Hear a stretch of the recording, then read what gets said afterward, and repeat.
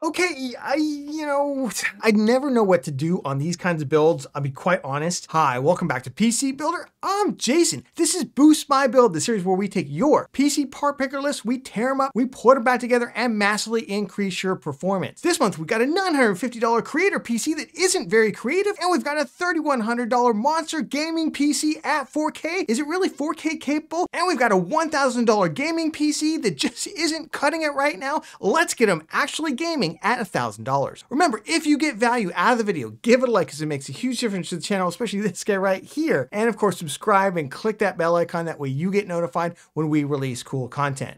With that, let's jump into it. Before that, this video is sponsored by VIP SSD Key. Say goodbye to crazy expensive Windows 10 licenses and that terrible Activate Windows 10 watermark. Right now, use the links in the video description, head over to VIP SSD Key, and get a Windows 10 Home or Pro OEM license for a great price. Pick your product license, then use the PC Builder discount code PC25 for an additional 25% off. Go to the activation settings on your PC, put in the code, and boom, you have a fully licensed Windows 10 for a crazy low price, which can be upgraded for free to Windows 11. Use the links in the video description below. We got Stukes #1. He said, thanks for another entertaining upload. Well, hey, thank you for watching. I appreciate it. They love the Boost by Build series. Can they boost their first ever PC build? Let's see. They want to do high FPS, 1080p, good settings in games like Grand Theft Auto, Call of Duty, Fortnite, and others. So it seems like you like a lot of the lighter shooter titles. Budget is $1,000. I think we got this easy. I feel so confident about this. And aesthetics are important to you. Okay, that may be a warning sign. We'll have to see. Let's see what you got. Okay, I never know what to do on these kinds of builds. I'll be quite honest. We spent $995. Just call it $1,000. And what did we get? We effectively got the performance of like an RX 6600 XT. That's kind of lightweight for this budget, in my opinion. I know a year ago that would have been amazing because of the GPU crisis and everything, but right now, kind of lightweight. 6650 XT's got about, 7-8% more performance in this, and you can get it for about the same price, so I probably would have gone that route. We went with the i5-12400F. The problem with the i5-12400F is it's just kind of in no man's land right now at $164. Yes, it comes with an included box cooler, but honestly, given the B660 prices, and B660s are weird. It seems like B660s are being sold out, and B760s are now being introduced to the market, but there's a gap right now. And so it just makes Intel builds at the budget level way more expensive unless you're going to go for something cheap like the i3-1200F. And yeah, I know, I understand aesthetics are really important to you. This is a relatively cheap ARGB all white cooler. It's going to look amazing on the build, but it is eating up 8% of our overall budget, 8% of our overall budget. And I just want us to take a step back and think, would rather get more performance now, and because we can always add this in the future. It's kind of hard given the GPU performance that we got. I don't have a problem with this motherboard. It's really hard to find. Like I said, this is H670 board. H670 is basically B660 with a little bit more PCIe lanes. It's kind of a very cut down, cut rate board for $120. That being said, that's what's available right now on the Intel side. Part of why I'm kind of shying away from recommending kind of the mid-range Intel builds. We went Team Group T-Force Delta, 2x8GB DDR4, 3600 CL18, just FYI, that's the same speed as 3200 CL16. Really no difference there. $58, RGB, all white.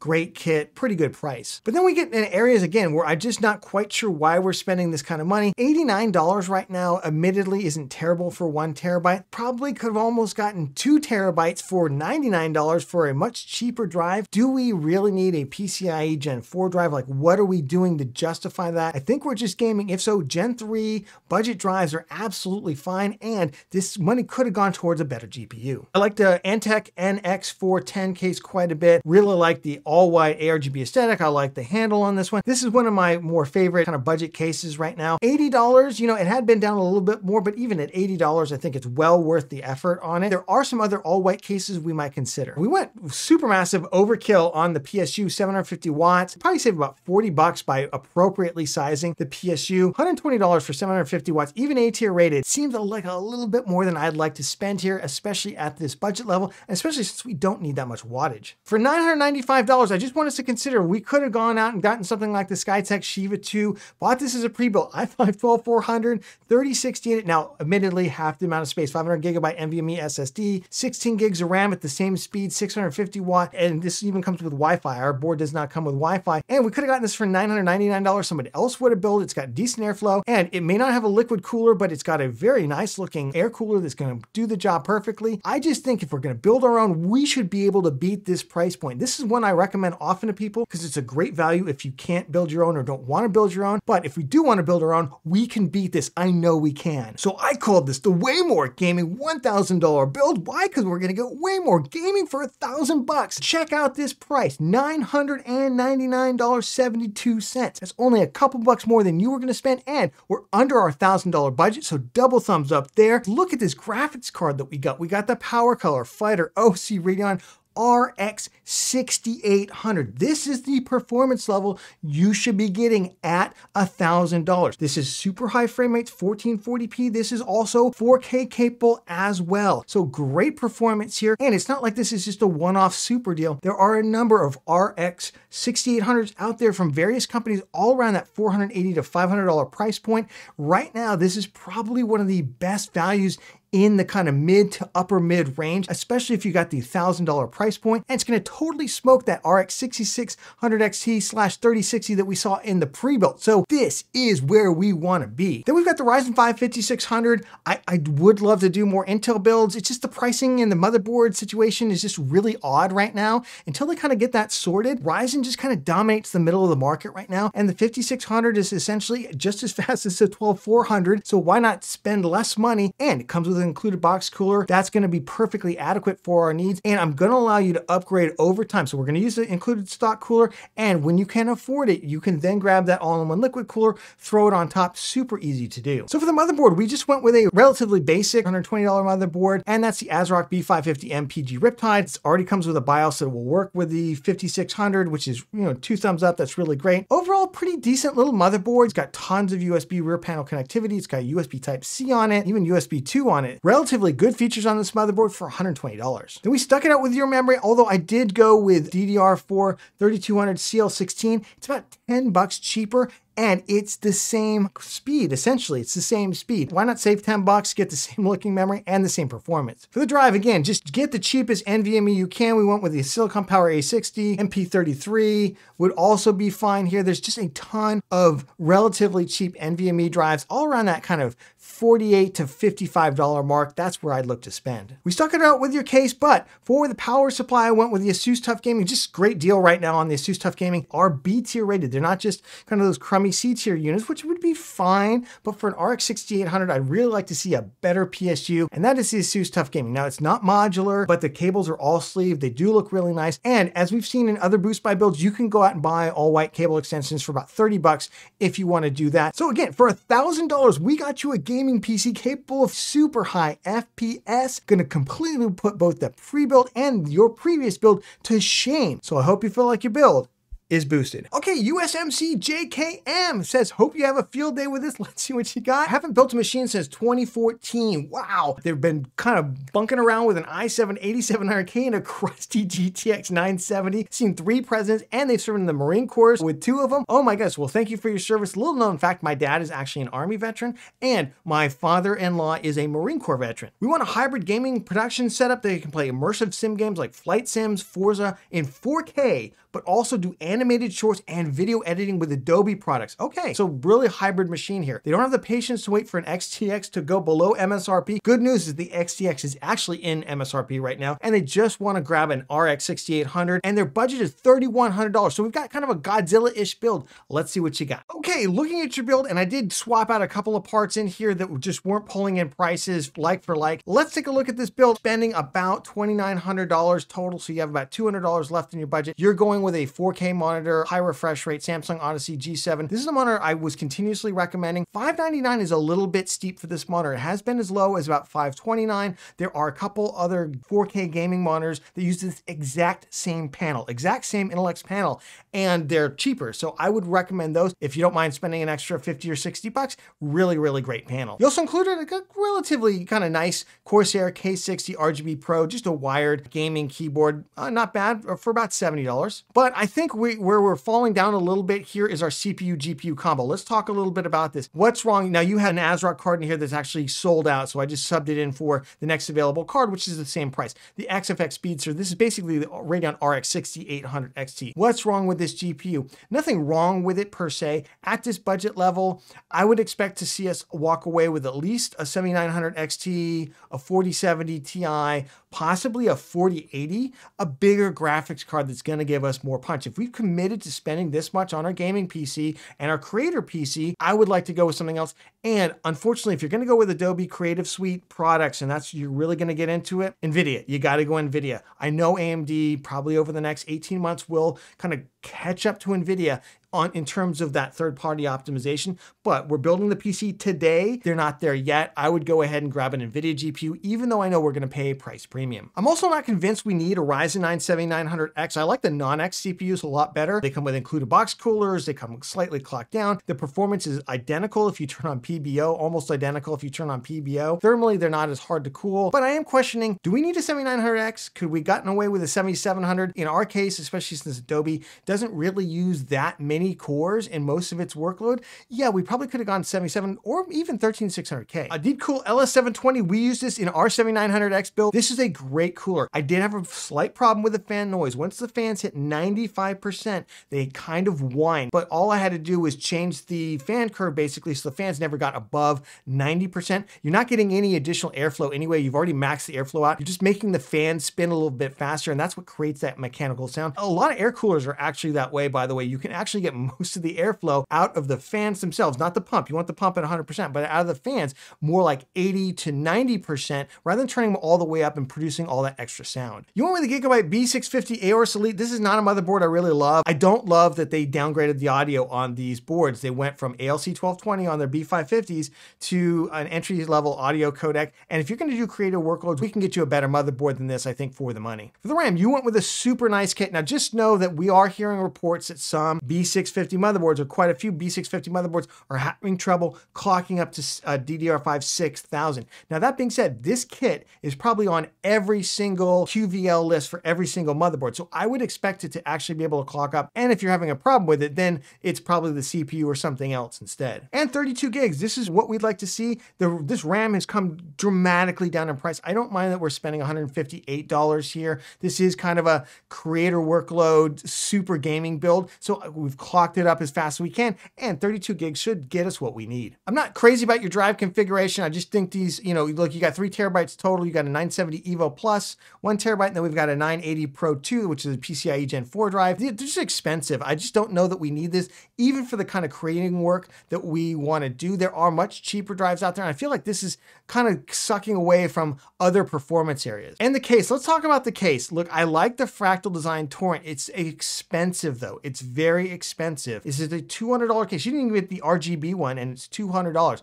It just has that one RGB light at the top. You can get the RGB fan one for, I think it's like $230, $240. And the problem with this case that I have is this is not really a case that's set up for liquid cooling, because you have the PSU on the top where you normally want to mount that. It's kind of a waste. You're going to end up putting that cooler in right here. So this is just a challenging case for a liquid cooling setup. I'd like to see air here instead, or I'd like to see a different case altogether, maybe a better value. PSU 1000 watts, seems about right for this build. Overall, again, we spent just about $2,900. We still have $200 left over. I just feel like we're not necessarily getting the performance that we want. We could maybe over-invested in particular areas, and I think we could do a lot better. I called this the $3,100 4K amazing gaming and creator PC, because we're gonna get so much more performance at 4K gaming and creation. Let's start off with the monitor, just kind of tie that up. I just selected a slightly cheaper version of the same exact panel. It's the Acer Predator XB283 3K. This is one that we're currently recommending. If you want to go ahead and get the Samsung one, it's basically the same monitor. Otherwise, grab this one instead. Just save yourself 60 bucks. For the GPU, we went with the RTX 4080. I know that people say, Jason, terrible value, GPU, blah, blah, blah. If we had more money, I would have gotten a 4090, but we just can't get there at our current budget level. Consider that. I went with the Gigabyte Eagle OC. This one's been tested by folks. The cooler on this is really, really nice. Overall, great performance on this card. Yes, spending $1,230 for this card kind of feels bad. That being said, it's got enough VRAM. It's got 16 gigabytes. 4070 Ti, I can recommend at a certain budget level, but at yours, I think we want to make sure we walk away with 16 gigabytes. If you were open to maybe moving over to the DaVinci suite instead, I would say get a 7900 XTX. It's actually faster than NVIDIA GPUs at DaVinci, but if you're committed to Adobe, go NVIDIA, go this route. I think just bite the bullet on this one, so to speak. Grab this. I think it's the most appropriate GPU for you. So in order to afford that, we just scaled back a little bit on the CPU. We went with a Ryzen 7 7700, 8-core, 16-thread. Again, could have gone 13600K also here with super fast DDR5 memory if we wanted, or even DDR4. That being said, this is going to get us more gaming performance, and it's going to be on par in terms of the overall productivity performance to the point where I don't think you're ever going to notice the difference. Super capable CPU, super capable, and quite a bit cheaper. Let's talk about the case, because I struggled with the case. I tried to get you kind of a more expensive, showy case like you had, and I just decided, no, let's go for performance here instead. And I went with a nice case, Deepcool CK560. This is the white one. You can get it black. It's like $15 more if you want. We built our 5800X3D amazing gaming PC in this with a 3080 EVGA for the Win 3 card. And it was a great build, and I absolutely really enjoyed building in it. And it comes with this rear included fan. If you want, it's a non-RGB fan. You can get rid of it. $89. This is just a really high performance PC case, and I would recommend this to anybody looking for something that looks really nice and really performs. So then back to the cooler, we got to the Deepcool LS520 instead. It's just a 240 millimeter version of that same cooler. We do really like it. You don't actually need this. The included Wraith Prism cooler, it's got RGB on it. It's very adequate for it. So if you wanted to get rid of this, maybe go for an air cooling solution instead, go back to that Fractal design case. I've left you that option. You'll have enough money in your budget to get rid of this. For the motherboard, we just went with the actual better version of the same board you were looking at, the Gigabyte B650 AORS Pro. It's got the upgraded audio on it, got upgraded features. It's just a better motherboard overall. Honestly, it's like 20 bucks more. So just grab this one instead, get rid of the Elite, forget the Elite. That Elite board should honestly be selling for $180. This is the board you really want to focus on. I stuck it out with your memory kit, which is fine. I actually stuck it out with your main boot drive, your 970 Evo Plus, but I changed out your other drive to the Crucial P3 2TB drive, $120 right now. Significantly cheaper. Is going to allow you to move over and get a much bigger GPU. You will never really see the performance difference between these two, given what you're doing right now. The PSU, I just went with something cheaper here. I went with the ASUS Tough Gaming 750 watt. This is a B tier rated PSU. Could look at getting an A tier rated unit. They're going to run about 25, 30 bucks more if you want. This is perfectly adequate for what we're doing. It's got nice black sleeved cables on it. It's going to look super nice in our build. So overall, for $3,061, we right-sized your CPU and GPU combo. We came down to the Ryzen 7700, still super powerful, and we upped your GPU to the RTX 4080 16 gigabyte, which is going to work really, really well with all those Adobe Creative Suite programs out there and give you much higher performance at 4K. We trimmed down the CPU cooler to a 240 millimeter, which is absolutely adequate, and we right-sized the case down to the Deepcool CK560, which is going to give you everything you need and still going to look amazing. And we made some tweaks to your motherboard, getting you better audio, and we right-sized your panel. So overall, for $3,061, you should get amazing 4K creator and gaming performance. So I hope you feel like your build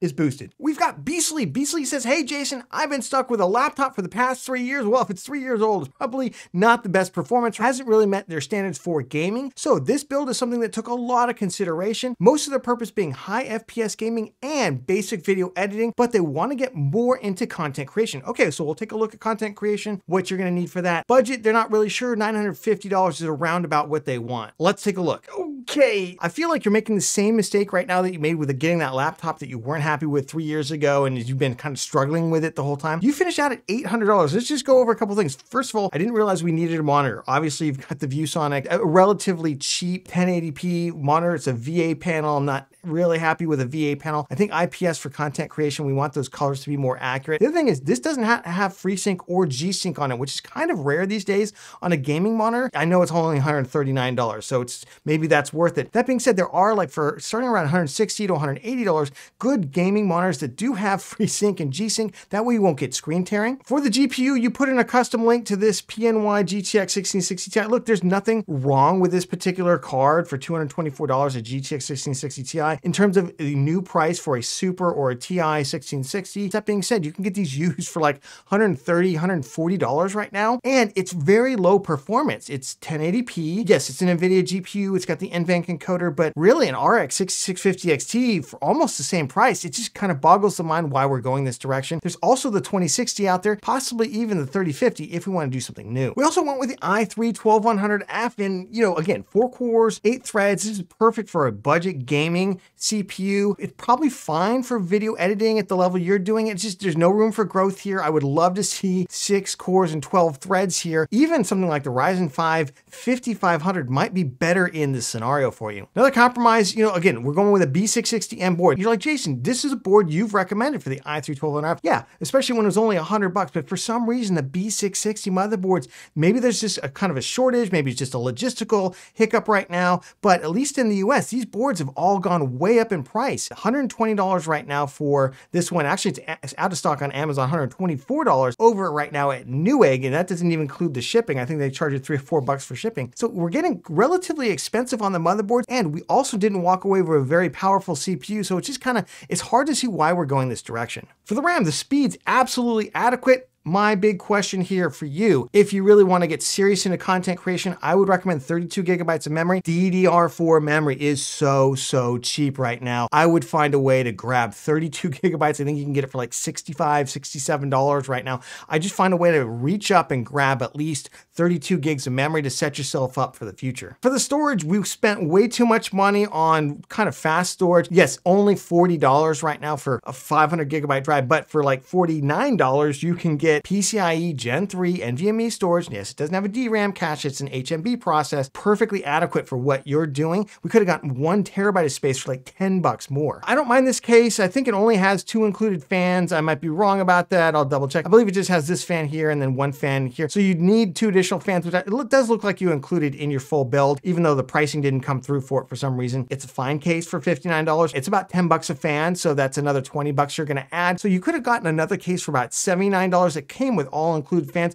maybe one that's slightly nicer as well. Right now, PSUs, especially at the budget level in the US, seems like there's a little bit of a shortage of good PSUs, ones that are at least C tier on the PSU cultist list. That being said, the Thermaltake Smart BM2 550 watt, this is C tier rated. It's nothing to write home about. It's semi-modular, not a bad power supply, especially for low wattage builds like this. So all told, for $800, if we add the 2 fans of maybe $820, I just feel like we left so much performance on the table. We're not getting what we want. We kind of over-invested in some areas and under-invested in others. And I'm really questioning the platform choice here. And I think we can get more performance. I called this the $950 creative and gaming PC. Why? Because you're going to get so much more creative work out of this. And unlike that laptop that you bought a couple years ago, you've just kind of been dragging it along for 3 years. I think you're going to get the performance that you're actually looking for here. Let's jump into this. So we spent $946, cha-ching, under your $950 budget. There are some areas here that I had to cut back that I would normally like to invest in. We'll go through those. So if you have a little extra money, maybe you just invest a little bit there. Let's start off with the monitor. To just get this out of the way, I just went with a Gigabyte G24F. This is an IPS panel. The color's pretty good on it. Again, you're not going to find amazing monitors here for $160.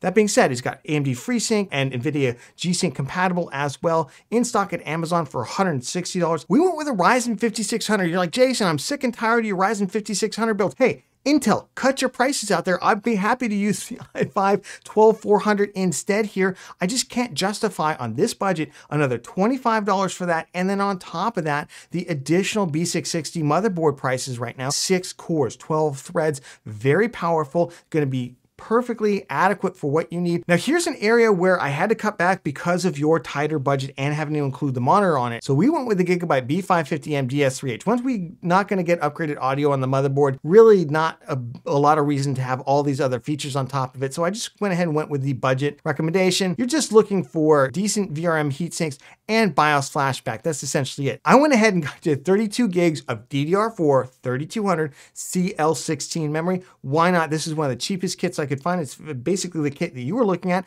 It's just a 32 gig kit. I just think that if you are serious about getting into content creation, go ahead and invest here. We got you a lot more space. I just grabbed one of the cheapest NVMe PCIe Gen 3 drives out there, 1 terabyte. Now, when you're doing content creation, 500 gigs is going to go like that. 1 terabyte you're going to find is going to go like that. If you have a little bit more money, go with a 2 terabyte version of this drive for about $100. I think you're going to see dividends there in terms of the extra space over the speed. For the graphic card, I went ahead and got you an NVIDIA RTX 2060 6GB card. Now this is actually the EVGA KO Ultra. This card right here, when Gamers Nexus tested it, these are actually cut down 2080 dies, and they found, while in gaming it just performed like a 2060, in professional workloads more like a 2080. So that's what I'm hoping here. I'm hoping they're still using those dies. If not, these are about the kind of cheapest 2060s anyway, so it doesn't really matter. I would love to have instead saved $20 and go with a 6650 XT. It would have given you more gaming performance, and it would be just fine in creative workloads. But if you want to get heavily into creative stuff, this is definitely the direction I would go. For the case, I went with the Thermaltake V150. This thing just seems to be on super sale for quite a while. Absolutely love it. It's got 3 included ARGB fans there. There's the setup right there. Beautiful case. I think great airflow for these components. Overall, this is going to do wonders for your build. We're using the included box cooler with the Ryzen 5 5600. And then of course, I just stuck with your PSU. Absolutely great deal right now on that Thermaltake unit. So for $946, we got you a 6-core, 12-thread CPU that's going to be powerful enough